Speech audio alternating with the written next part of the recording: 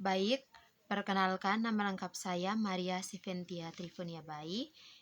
Saya Prodi PG PAUD dari kampus STKIP Citra Bakti. Di sini saya ingin menjelaskan beberapa pengertian model pembelajaran berbasis kelompok. Model pembelajaran adalah strategi pembelajaran yang melibatkan partisipasi siswa dalam suatu kelompok untuk saling berinteraksi. Dengan sistem pembelajaran kelompok akan memungkinkan guru mengelola kelas dengan lebih efektif dan siswa dapat saling membelajar sesama siswa lainnya.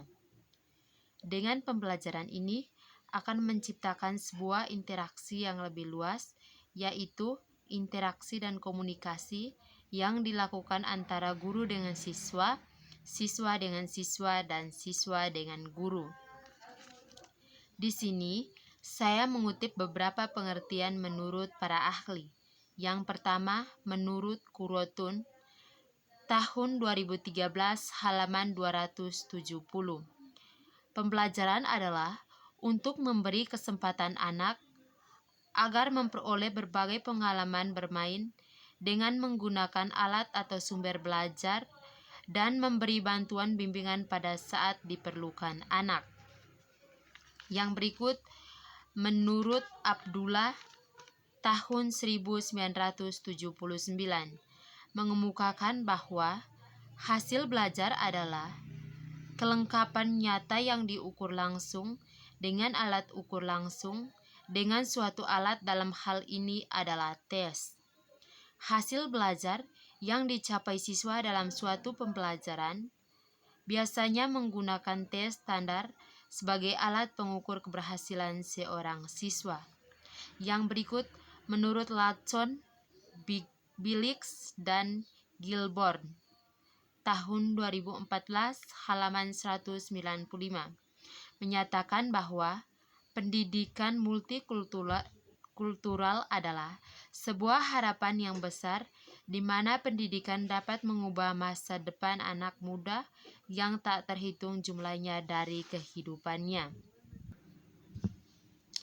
Berikut, menurut Bern dan Erikson, tahun 2001, halaman 5, menyebutkan bahwa pembelajaran komparatif merupakan strategi pembelajaran yang mengorganisir pembelajaran dengan kelompok belajar kecil di mana siswa bekerja sama untuk mencapai tujuan belajar.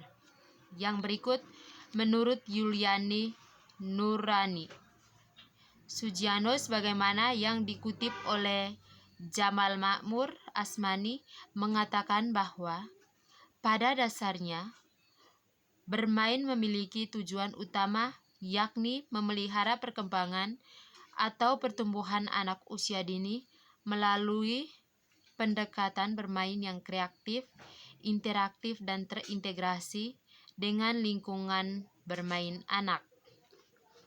Yang berikut, menurut Arif Sadirman, tahun 2011, menyebutkan bahwa kegunaan media pembelajaran yaitu menjelaskan penyajian pesan agar tidak terlalu bersifat verbilistis, mengatasi keterbatasan ruang, waktu, dan daya indera. Penggunaan media pembelajaran yang tepat dan bervariasi dapat mengatasi sikap positif anak didik, memberi perangsang belajar yang sama, menyamankan pengamanan, menimbulkan persepsi yang sama. Yang berikut, menurut Maslihatoen, tahun 2003, bahwa karakteristik tujuan kegiatan pendidikan anak usia dini biasanya diarahkan pada bahasa, perkembangan emosi, perkembangan motorik, dan perkembangan nilai, serta perkembangan sikap dan nilai. Yang berikut, menurut Hafiludin, tahun 2010, pembelajaran yang dapat menjadi peserta didik aktif dalam melahirkan aktivitas dan pembelajaran tersebut.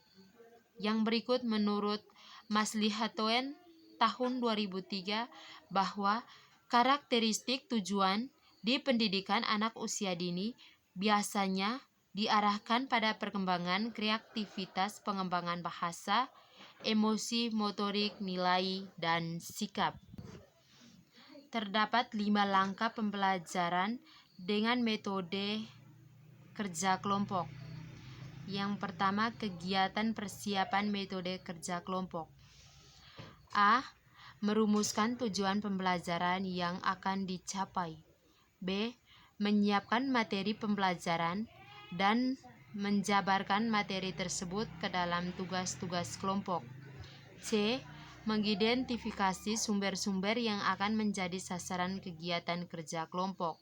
D. Menyusun peraturan pembentukan kelompok, cara kerja, saat memulai dan mengakhiri, dan tata tertib lainnya. Yang kedua, kegiatan pelaksanaan. Yang ketiga, kegiatan membuka pelajaran. A. Melakukan apresiasi, yaitu pertanyaan tentang materi pembelajaran sebelumnya. Yang ke B, motivasi belajar dengan mengemukakan kasus yang ada kaitannya dengan materi pembelajaran yang akan diajarkan. C. Mengemukakan tujuan pembelajaran dan berbagai kegiatan yang akan dikerjakan dalam mencapai tujuan pembelajaran itu. Yang keempat, kegiatan inti pembelajaran. A. Mengemukakan lingkup materi pembelajaran yang akan dipelajari. B. Membentuk kelompok. C. Mengembangkan tugas tiap kelompok kepada ketua kelompok atau langsung kepada semua siswa. E. Mengemukakan peraturan dan tata tertib saat memulai dan mengakhiri kerja kelompok. 5. Kegiatan mengakhiri pelajaran. A. Meminta siswa merangkum isi pelajaran yang telah dikaji melalui kerja kelompok. B. Melakukan evaluasi hasil dan proses. C. Melakukan tindak lanjut, baik berupa mengajar ulang materi yang belum dikuasai siswa, maupun memberi tugas pengayaan bagi siswa yang telah menguasai materi metode kerja kelompok.